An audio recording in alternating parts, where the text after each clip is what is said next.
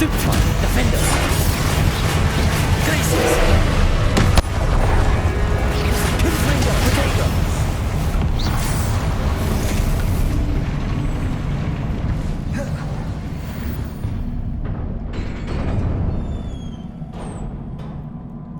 What a relief.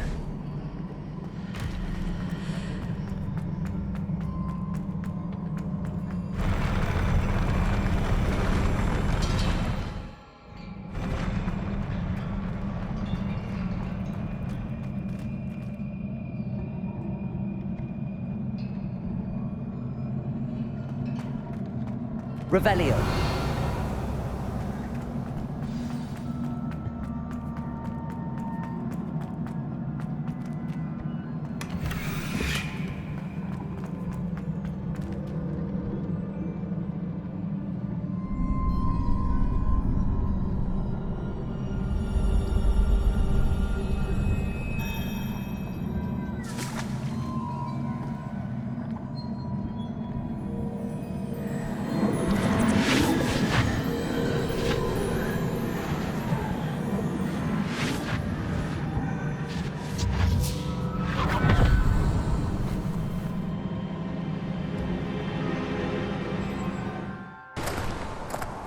I must say I'm curious to hear of Isadore's travels. Do come in.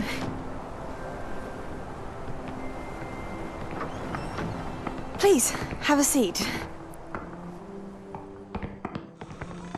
Isadora, we are all most intrigued to hear.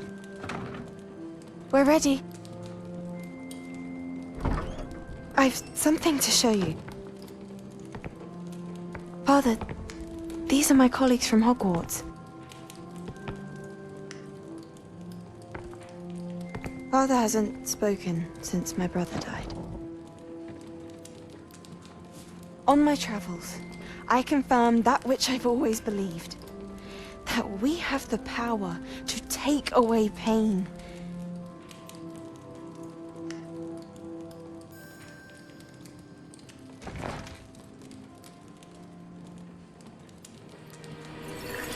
Isadora.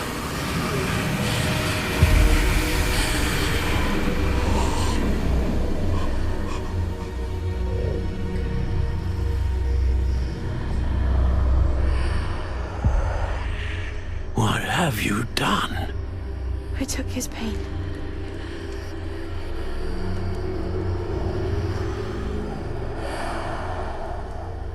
This is uncharted magic, Isadora. You can only see what has been sealed in the jar, and we do not know what power that may hold. But the traces of that magic are different from what I've seen before. Thank you.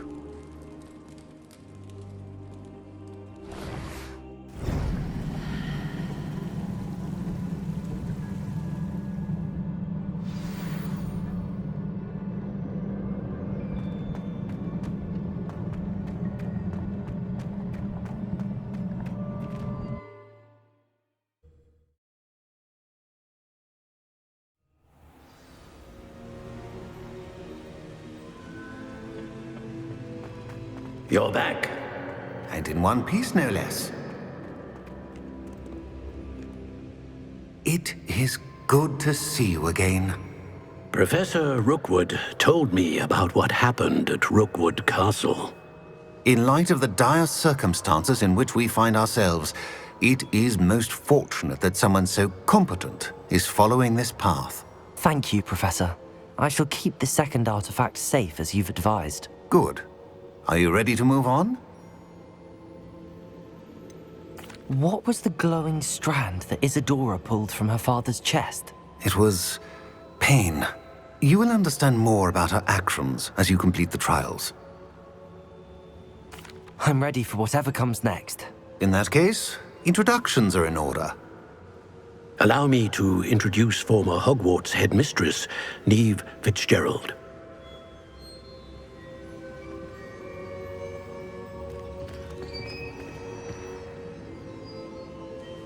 How do you do? I must say that I was not entirely surprised to learn that a student had been completing the trials. I've always believed Hogwarts students capable of anything they set their minds to. Thank you, Professor. It's a pleasure to meet you as well. I am certain that you are more than capable of completing my trial. However, I must first, how shall I say, prepare the location of your next trial. We trust your judgment, Professor Fitzgerald. You should know better than anyone how to manage the inconvenience of, well... A vainglorious and exasperating headmaster? Indeed I should. I shall confirm that everything is in order immediately. Of course. Professor Fitzgerald needs some time to clear the way forward. Until then, you should continue to hone your magic. If you learn more about Ranrock and Victor Rookwood's activities in the meantime, please let us know. Very well, Professor. I know. Continue to hone my magic. You do learn quickly. Hopefully you will soon hear from Lodgok as well, and we shall learn how he fared with the helmet you retrieved. Well done today, as always. We shall speak again soon.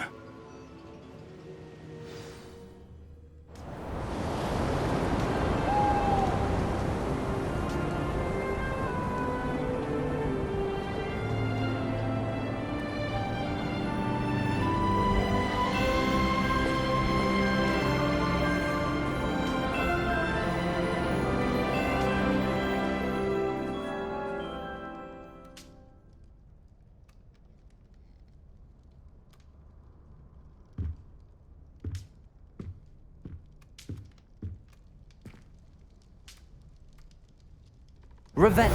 Brilliant.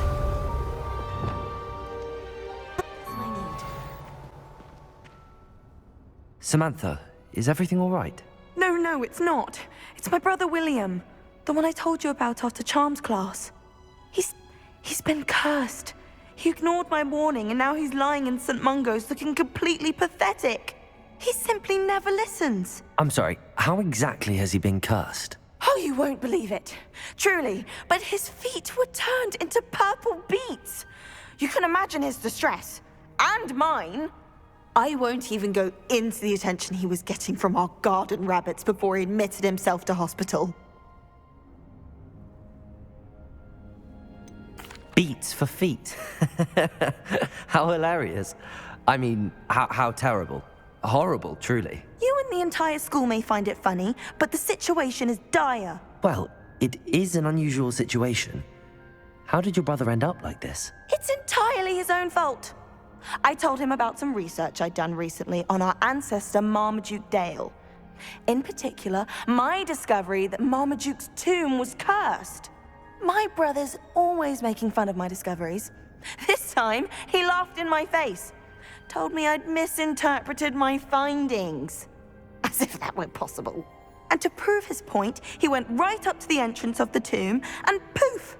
His feet transfigured into beets. If I'm honest, I'd say he had it coming. Normally I'd agree with you, but he's my brother. I know what he did showed abysmal judgment on his part. And no one deserves such a fate to last forever, especially as the result of a single brainless mistake. Now I worry that if the curse isn't reversed, it could become permanent. Can't the curse be broken?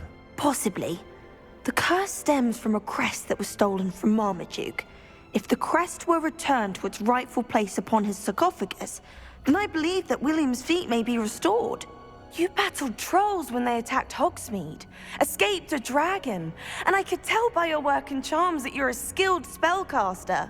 Returning a crest to a sarcophagus should be almost effortless for you. So, will you help us? Why was Marmaduke's tomb cursed? The curse is the result of an intense sibling rivalry between Granham Dale and his younger brother Marmaduke. Marmaduke was a famed herbologist, and Granham resented the attention that he received. Sibling rivalry? Sounds as if it might run in the family. But I would never intentionally curse my brother, not like Granham did.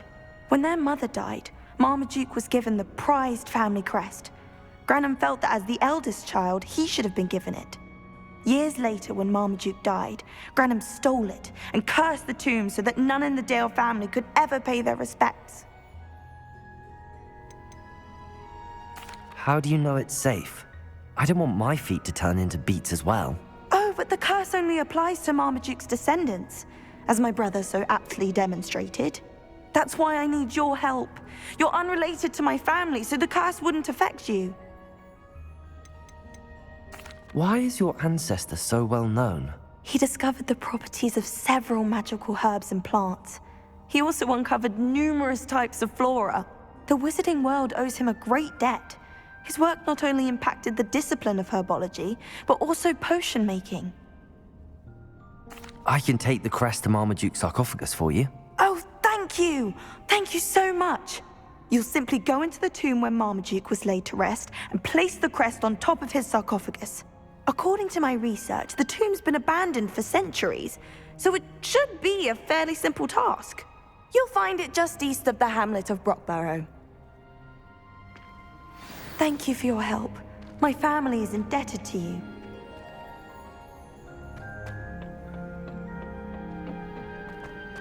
Perhaps I need to find the tomb near Brockborough and place Samantha's family crest on a sarcophagus there. I've finished the activities you assigned me, Professor Garlick. Wonderful! I hope you gained a greater appreciation for the flora in our lives. I am forever enraptured by it. Just yesterday, I spent hours pruning my self-fertilizing shrubs and flutterby bushes. Didn't realize how long I'd been at it until the sun began to set. Well, if there's one thing I love to see more than my plants thriving, it's one of my students doing the same. Now, ready to learn Flipendo? Chin up, keep a light grip, and it's all in the wrist. Let's see you give it a go. You will want to focus with this spell. Nothing as mortifying as knocking back a colleague when all you wanted to do was move a few pots.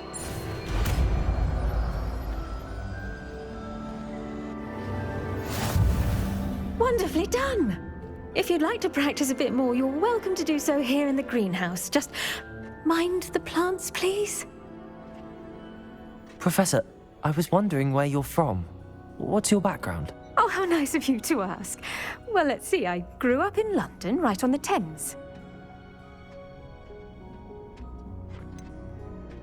Forgive me.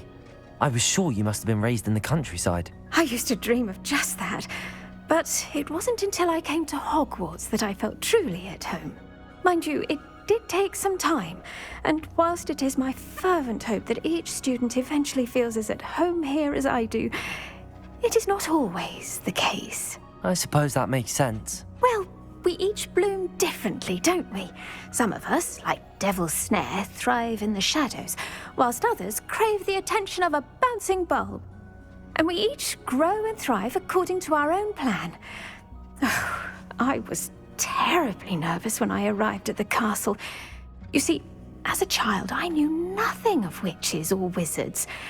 You can imagine how astonished I was to receive my letter from Hogwarts.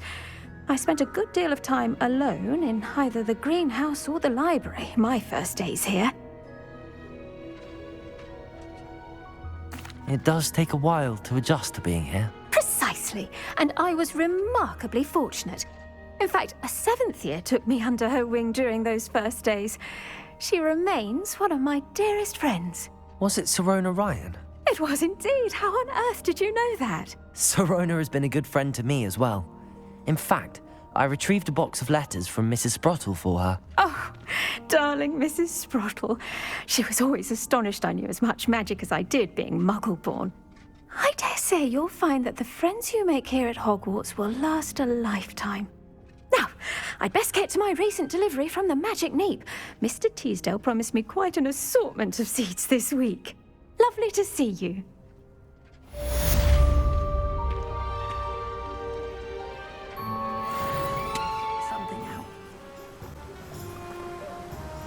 Hello? Is something the matter? Most decidedly, yes. My precious mooncalf biscuit was abducted by poachers up north. Oh, the vicious brutes. I tried to fight back, but I was no match for them. I'm sorry about your mooncalf, Mr. Garnuff. Just Garnuff. I'm only one goblin. Not a particularly brave one at that. I have no chance against a pack of bloodthirsty poachers. Oh, my poor biscuit. I can only hope she's able to escape. Why do you suppose the poachers took Biscuit? I have no idea. Mooncalf dung's highly valuable for fertilizing magical plants. But I cannot imagine poachers care much about gardening. Who knows what they'll do to her? She could be flogged, skinned, gutted and stuffed. I assume. Oh, Biscuit. A mooncalf is an unusual pet. Why did you choose Biscuit? She followed me one evening, wouldn't leave my side. Never thought I was one for a pet of any kind. But now I can't imagine life without her. Mooncalves are often thought of as silly, simple-minded creatures. But I've seen great depth of character in Biscuit. I wouldn't trade her for a hippogriff or a hippopotamus, or even a goose that lays golden eggs. I'll keep an eye out for your mooncalf, Garneth. How kind. If only all of Wizardkind was as gracious to goblins. If you do see her and can bring her safely home to me, I promise to reward you for your efforts. Do keep an eye out for her, and be careful out there. Poachers are an unscrupulous... Saccharissa, I found the tubers you needed. Splendid. I hope it wasn't too much trouble. May I have them? It actually was a spot of trouble. You never mentioned I might encounter a troll. I think you should pay me more. I suppose a higher price is less offensive than being forced to regard the hideous, greasy pustules plaguing our pubescent classmates. Thank you, and your payment, of course. Now I can begin perfecting my potion to save our poor pimply peers. Don't know who should be more grateful, I or our unsightly spotty classmates. One day the wizarding world will know my name, and you will have been a small part of it.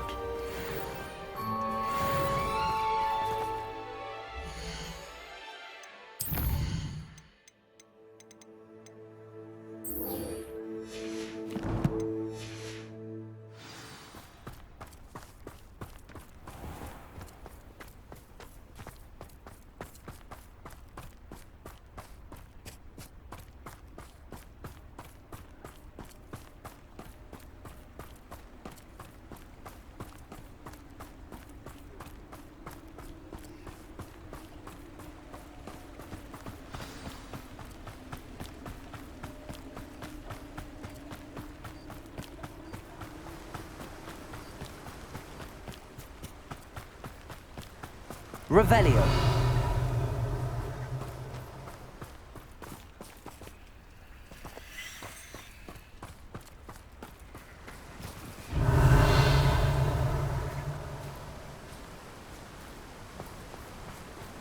What will I do without her?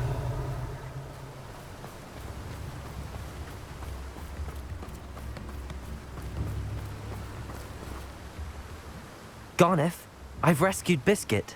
You have? Oh, is she hurt? Was she frightened? Are you all right?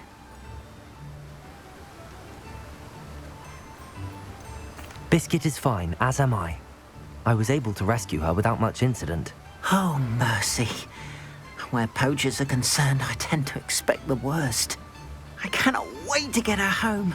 I so miss seeing her dance in the evenings. Such joy.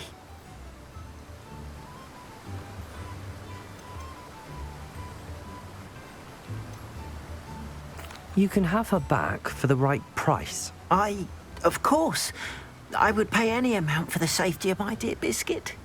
Oh, my sweet little Biscuit, my wise, noble mooncalf. And here is your reward, of course. Well deserved. As I said before, you have restored my faith in Wizardkind.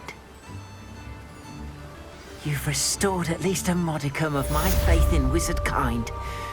Biscuit and I can't thank you enough.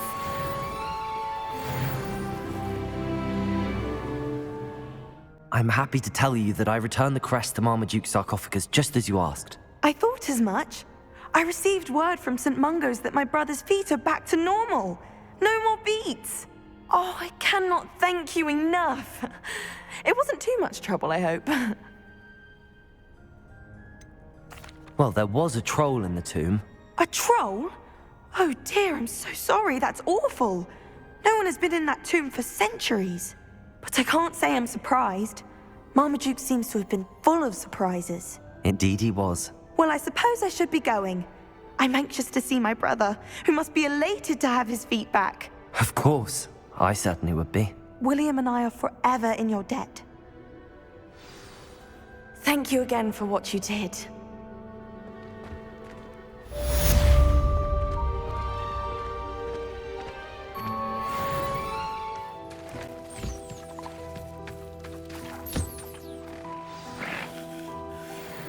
I should let Deke know about the newborn Thestral.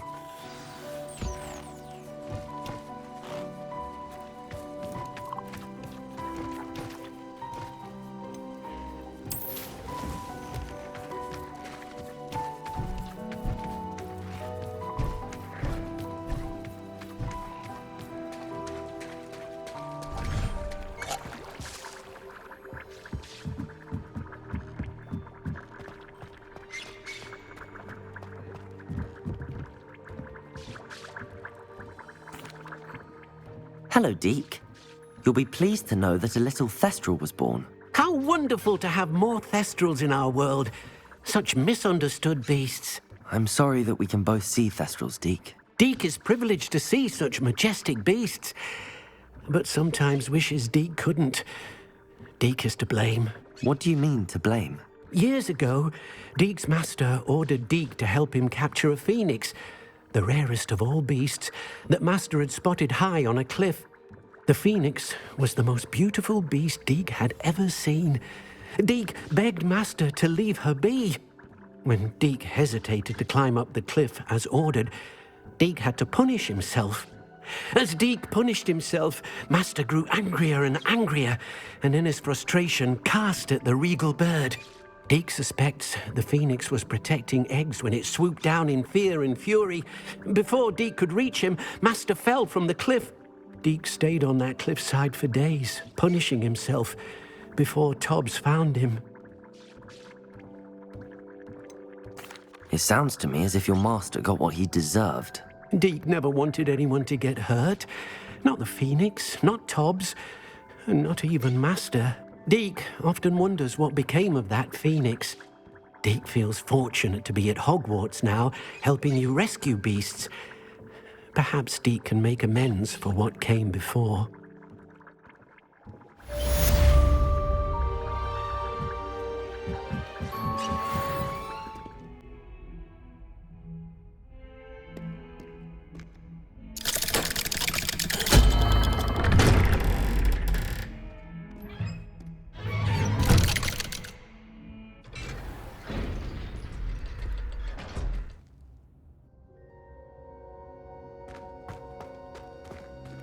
Revelio!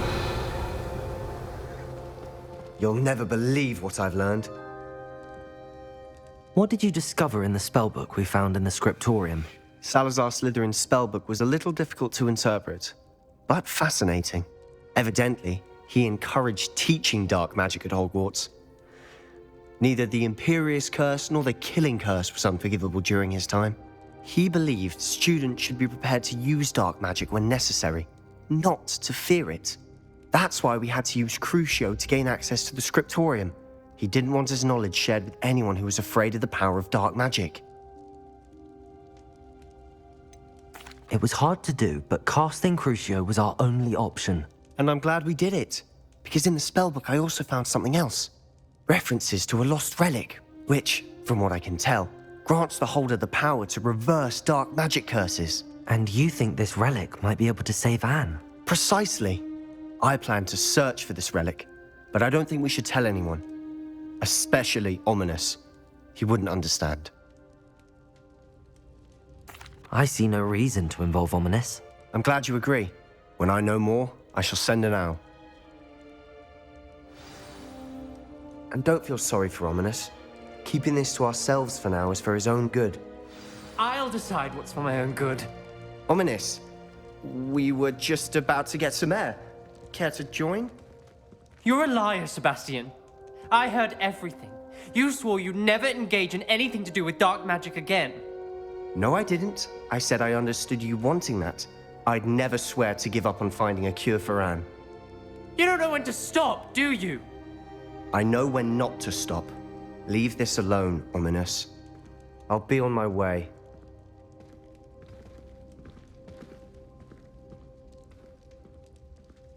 I am not letting this go. Ominous, Sebastian meant well. I know what I heard. You knew I wouldn't agree with this. Going after that relic is not a good idea. Sebastian doesn't even realize it, but he's as irresponsible and reckless now as his parents were years ago. It's why they died. I knew his parents died, but I never heard what happened. Mr. and Mrs. Sallow were professors. Spent nearly every waking moment in the cellar library. Noses buried in books. Anne and Sebastian were upstairs when it happened. They heard a sudden crash and ran downstairs, but it was too late. Their parents had crumpled to the floor. A defect with the lamp in the cellar caused the room to fill with an undetectable toxin. Sebastian and Anne were helpless. They had no magic yet. What a horrible story. It is. That's why I can't understand Sebastian's recklessness. I've practically lost Anne. I cannot lose Sebastian too. Please avoid anything to do with that spellbook. Those references in the book seem promising. Everything to do with Salazar Slytherin seems promising until it's too late. I hope Sebastian pursues this no further, but if you think he might, please let me know. It would mean a lot.